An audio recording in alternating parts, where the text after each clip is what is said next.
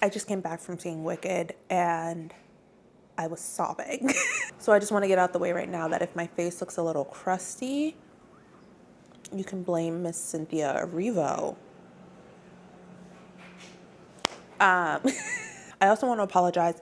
I have the mic on, but I'm still not exactly sure how much background noise it picks up. I'm doing laundry also right now.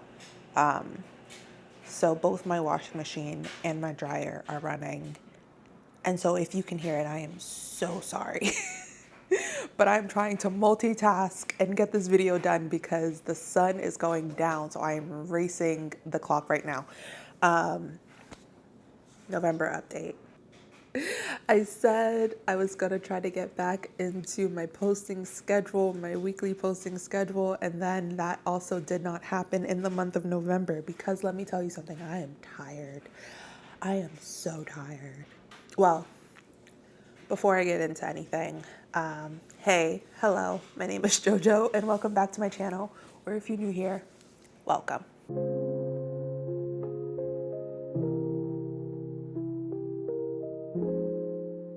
So yes, like I said in my October update, I know the usual sort of format of these videos is that I talk about classes, then I talk about clinical work, and then I talk about research, and more or less I will be following that format still, but also it's much less easy to follow that format because really all I'm doing this semester is clinical work and internship application process stuff.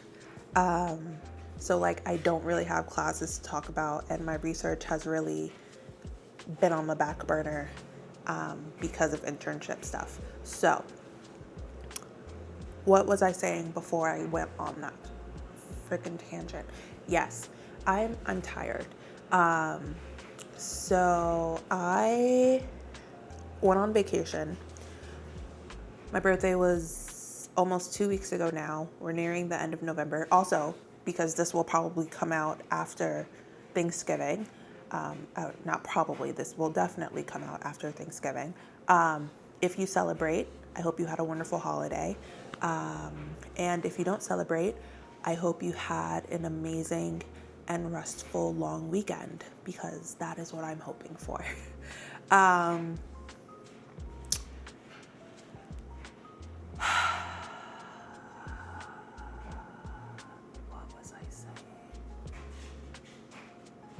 I went on vacation. Whoa.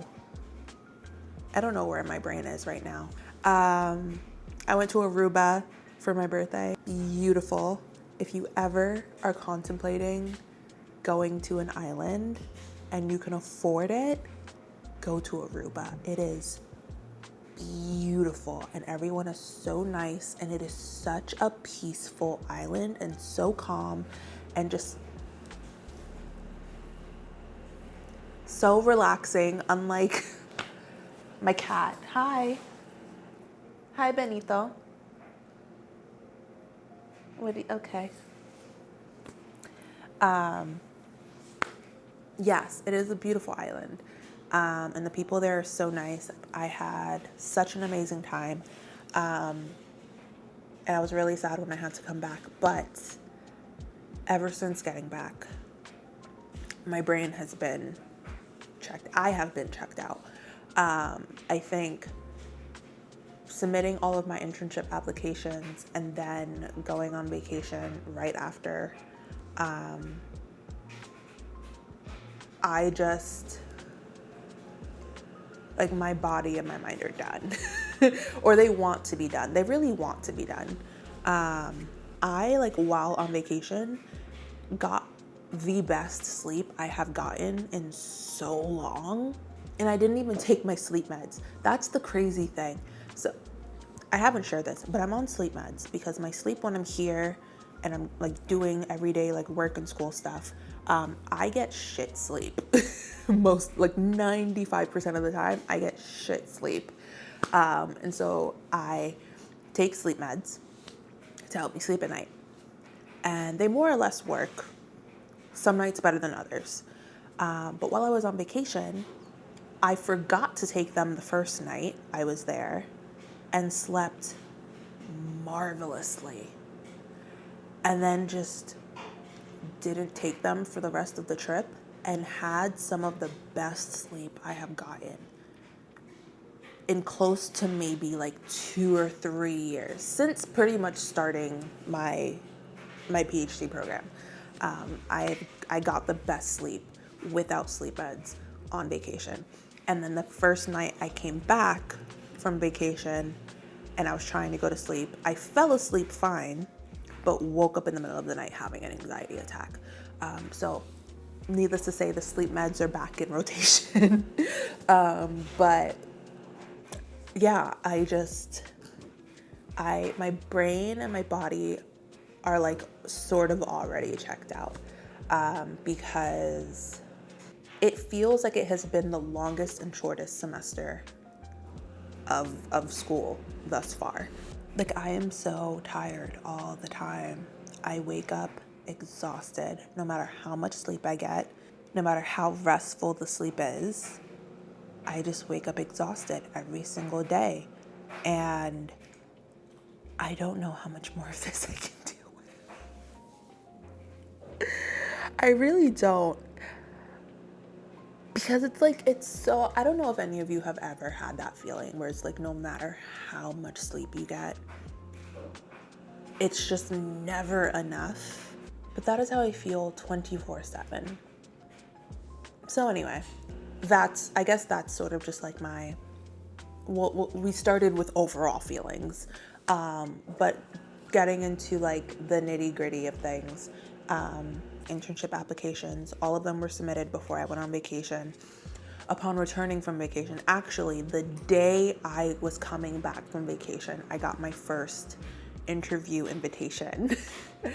And then the next day got another one. And then like 2 days after that, got a third one. So I currently already have 3 interviews lined up, which is really soon, but I haven't gone back to check, but I'm pretty sure these 3 sites that invited me for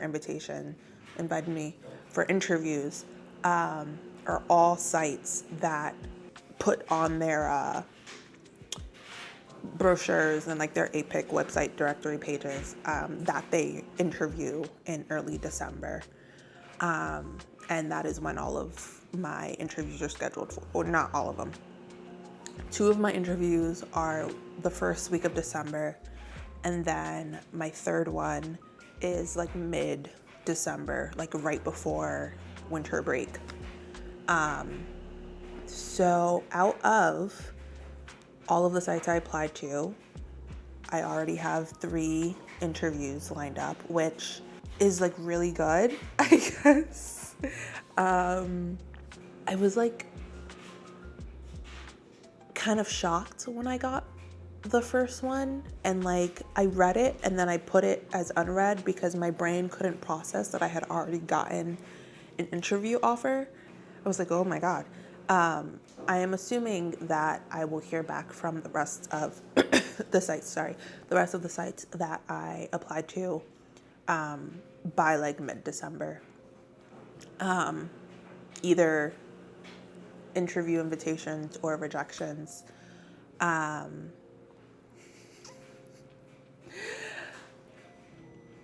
If y'all remember, in my October update, I inserted clips of me the night I was submitting the first batch of applications. And in that clip, I was saying that I couldn't help but feel like I made a mistake and did not catch it. And I had been working on cover letters for like ever at that point. And lo and behold, I don't know why I was going back through my cover letters. I think I was going back through my cover letters to make sure for a specific site that I remembered to include the APIC match number. And lo and behold, the one cover letter that I opened had the biggest mistake ever. In one of the sentences, I typed the wrong internship site name. It's correct in every other part of the cover letter except that one sentence. And my heart dropped because I was like, well, that's a rejection. And I checked the rest of them, and the rest of them were fine, thank God. But that one cover letter. Can you come here? Can you come here, please? Come on.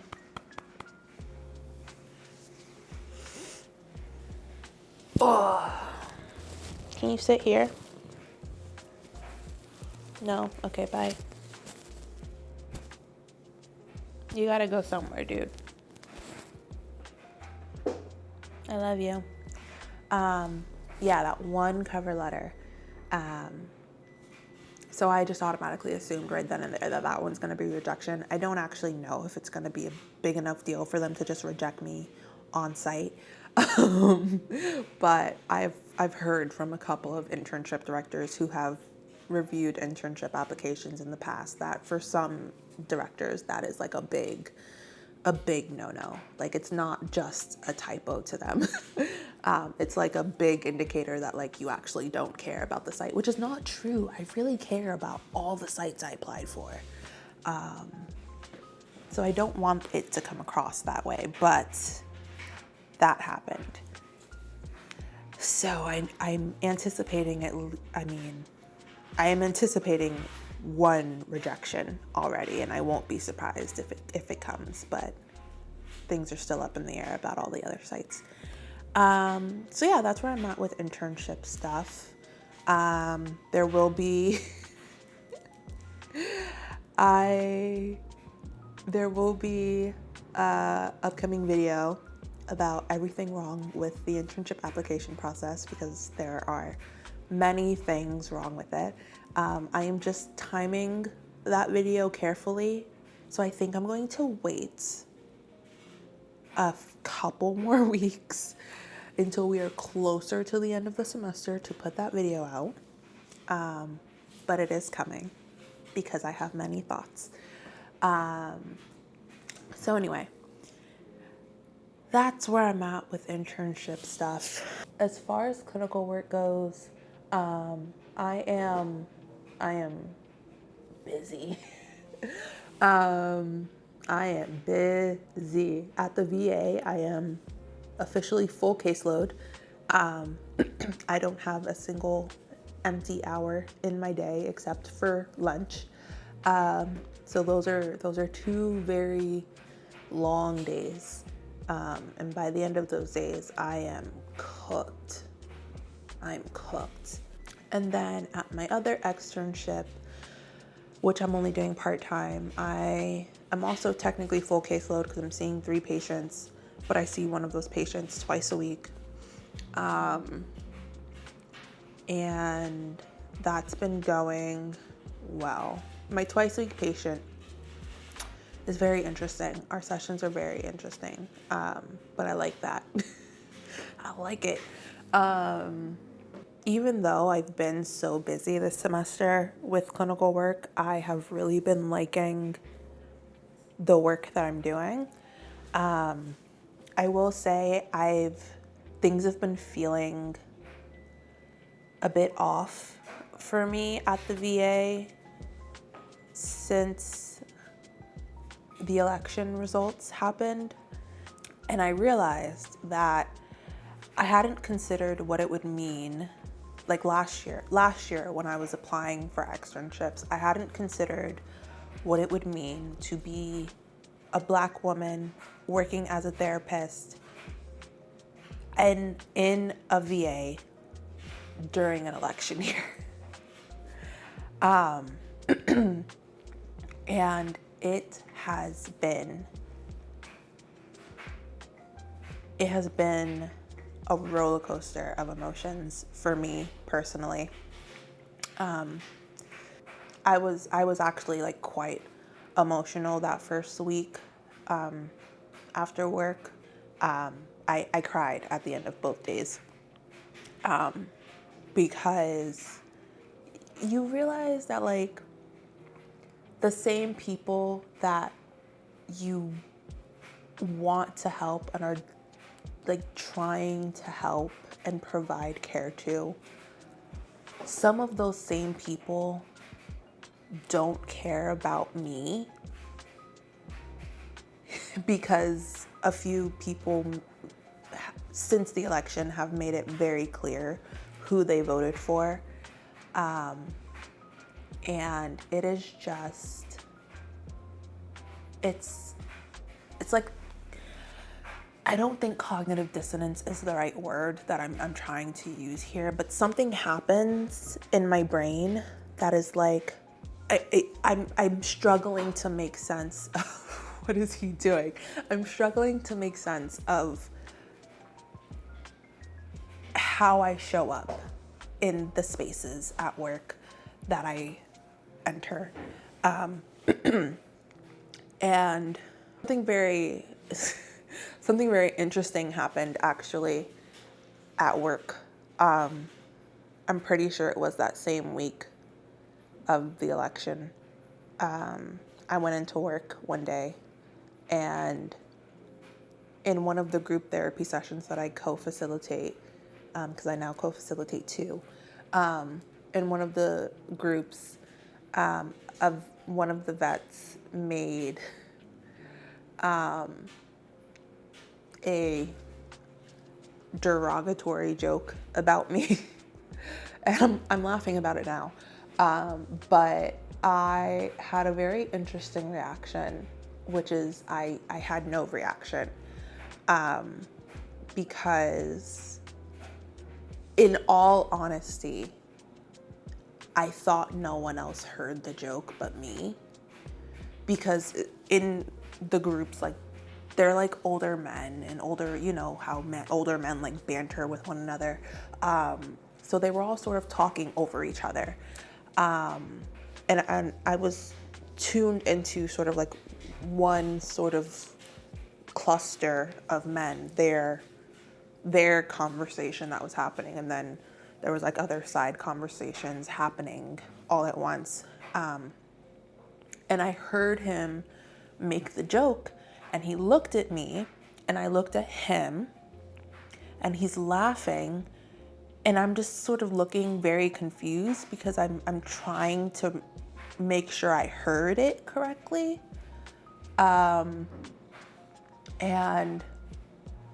I then like sort of take a quick glance around the room, and in my mind, it didn't seem like anyone else heard him but me.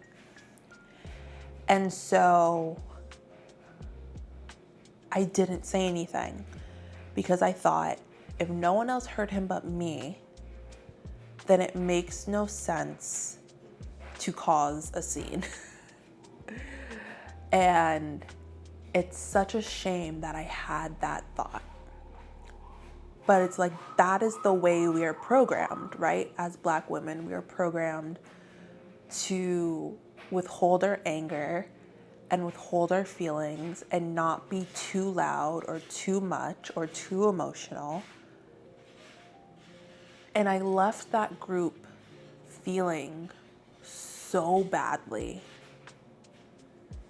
that is the reaction I had.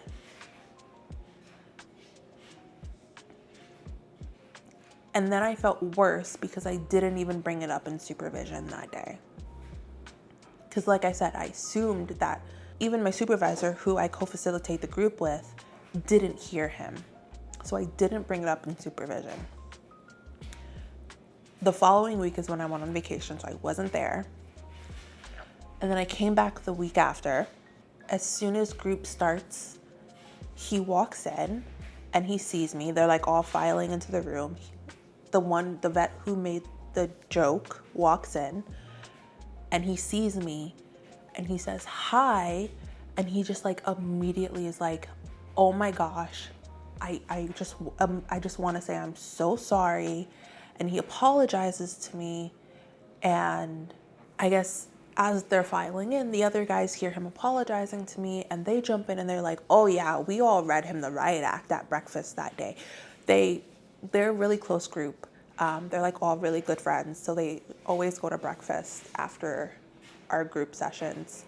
So they're all like, yeah, he was terrible for that. We read him the riot act at breakfast that day. You know, we told him he shouldn't have said that. And I'm like stunned. I am absolutely stunned because I'm now realizing that I wasn't the only person who heard the joke. And, you know, I tell him, it's okay. I appreciate your apology. Thank you. And we go on to have group. And then in supervision that day, I decide, okay, I guess I'll talk about it. And so I brought it up in supervision, and even my supervisor was like, no, yeah, last week when you weren't here, when they came into group, I was livid. And she was like, he even said to me, he said, you look mad today. And she was like, I am mad. You really messed up. But I was just stunned. I was stunned because I then realized that everyone heard the joke. And not only did I not say anything in the moment, but no one said anything in the moment. And that is like really hard to reconcile in my brain. It's still something that like I'm grappling with, that I'm still trying to make sense of. But yeah, post election, let's just say, working at a VA has felt very different. I still love the work. I still, you know, love what I'm doing, but it's felt very different for me, at least. But anyway, moving on. Yeah, research. I feel like over the next few weeks we'll finally submit my IRB. First week of November, I also ended up submitting a grant application. And I should be hearing back about that around the end of December, hopefully maybe early January. But hopefully that goes through and I'll have funding, or some funding, so that I can start gathering data. And yeah, the class that I'm teaching is almost over and I'm really sad. I myself am shocked by how much I've enjoyed teaching this class. There's like a few students in my class that I communicate with regularly for various reasons. And I really feel like I have been able to be the kind of teacher to them that I always wanted in undergrad. Like a teacher that is like very understanding and very supportive and very willing to like offer any sort of help that they can. And I'm really proud of that. And I actually am really, really sad that after this semester, I probably will never see any of these students again. So yeah, that is it. I think the sun has finally gone behind or down. The sun's gone. The sun is gone. So I should probably wrap this up before it gets any darker in here. I don't know how this is going to end up looking lighting wise, because I don't have any lights on in my apartment right now. This is all natural light coming from the window. Anyway, yeah, that's where I'm at. Oh, another plug for grad student support group. If you are interested in joining a group where you can talk, vent, get support, get resources, get advice about anything in terms of applying to clinical psych programs or being in a clinical psych program, I have a grad student support group. So if you want to be a part of that, all you have to do is join the lowest tier of my membership, and then you can join the Discord group using the link that you will have access to once you join the membership, and then you'll be able to be a part of that. So yeah, I'm hungry. Thank you for watching, especially if you made it all the way to the end. I truly appreciate it. Leave me a comment down below if you have any questions or suggestions for future videos. As always, like, share, and subscribe, and click that little notification bell so you don't miss my next upload, and I'll see you in my next one.